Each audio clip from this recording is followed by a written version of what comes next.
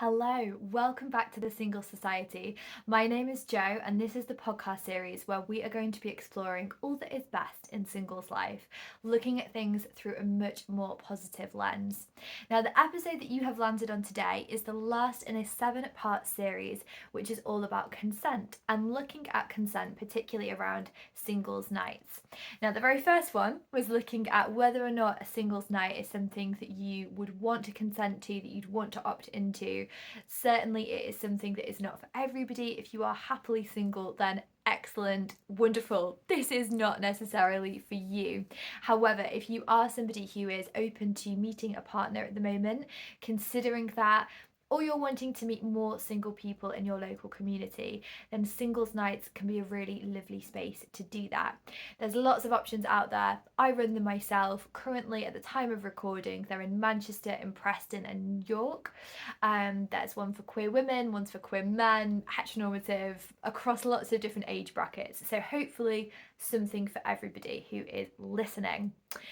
But it is really important to think about consent specifically in the context of singles nights, and consent being a kind of proactive yes, being clear on what it is that you want and able to put and keep that boundary in place. And of course, also listening to other people's boundaries and respecting what it is they are or are not consenting to. Now, the theme, the focus of this last episode in the series is very much going to be on exchanging contact details. And I know if you've listened to the first 6, you might be thinking, but Jo, you've already touched on this. I know, I appreciate that I have, but this is probably like the most fundamental area when it comes to singles nights and thinking about consent. So I did need it to have its own separate episode just so we can unpack this a bit more fully. If you haven't yet subscribed, then I would really recommend that you do so. It will mean that you see when new episodes come up. Obviously, you can always go back and listen to the old ones as well, but it also means that we can build this community of singles people, which is so important.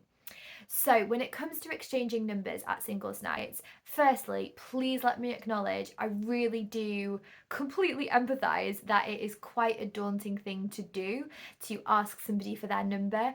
I actually have a whole separate episode which is about how to ask for somebody's contact details, so by all means do go and listen to that one first if you'd like to, or of course listen to it afterwards, whichever's easier for you.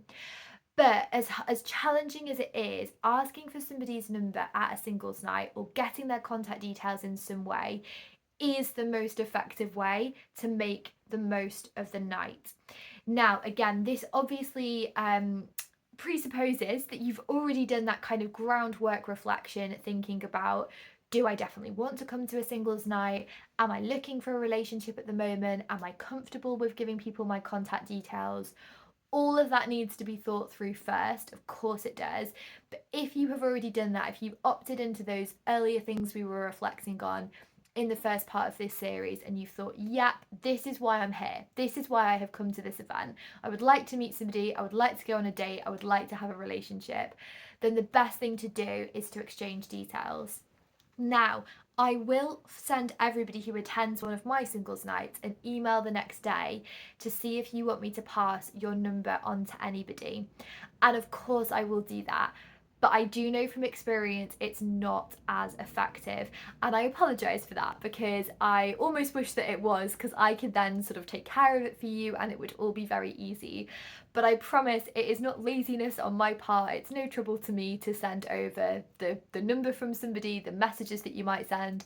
It's actually quite a fun job to do. It makes me feel like I'm Cupid. But I do, over time, I have observed that it's just not quite as effective for a number of different reasons. The best thing that you can do is swap details with somebody on the night, ideally giving them your number so that the ball is then in their court and they can choose to follow up with you. So, what is required with this though is active listening. It is just the most fundamental thing. To be honest, it's the most important thing in all dating and the relationship that hopefully comes afterwards as well. You've got to actively listen to what the other person is saying at every stage. And the first stage is very much when you're having a conversation with them, listen to what they're saying, ask open questions, be interested, because that is what is going to enable you to get to know them as a person and decide whether or not you want to go on a date with them. But it is also going to mean that you can frame your request in such a way that is completely personal to them.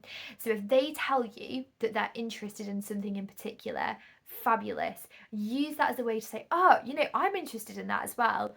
Or conversely, I'd love to learn more about this. This isn't really something I know about. I'd love to learn more. Can I give you my number? It'd be great to chat more after the event. Because one of the things that will happen at the singles nights that I run is that I will keep interrupting people's conversations, and apologies in advance for that, so that I can swap all the guests round to the different tables. So over the course of the evening, you get to meet everybody. Now, I do the occasional speed dating event. Even that is different from a regular speed dating. It's much more slower paced, but most of what I host are singles nights, and it's very slow paced. It's very relaxed. You will have lots of time to speak to everybody. And at both the occasional speed datings I do and the regular singles nights, there is space at the end for you to just chat to whoever's in the room. So there is plenty of time for you to talk and for you to get this request in. But there will be points where I come and I interrupt a conversation and I say, I'm going to switch you onto this table just so you can meet everyone. Now, that can sometimes feel frustrating, but I would say that is actually one of your golden windows of opportunity to request somebody's number, because I'm taking you away so you can say, oh, sorry, we've got interrupted. By all means, blame me. I do not mind. Or it may well be one of my event hosts that's there. And just say, can I give you my number? I'd love to keep talking about this. The chances of them saying no are honestly slim to none. Everyone is at the singles night for the same reason. And if they're just taking your number, the ball's then in their court as to whether or not they choose to use that. So it's a really soft way of making the request. But of course, if they say no, please do just respect that. Or if they seem uncertain, please do respect that. I am sure that what you will get is an enthusiastic yes, clear consent, and then that's fantastic. That is the beginning of your dating and hopefully relationship journey. This is the last in the 7-part series on consent. By all means, go back and listen to the others if you haven't had chance to yet, but there's absolutely loads coming up. The next episodes will not just be about singles nights. We'll be exploring lots of different elements of singles life, so please do stay tuned for more. I'll see you in the next episode.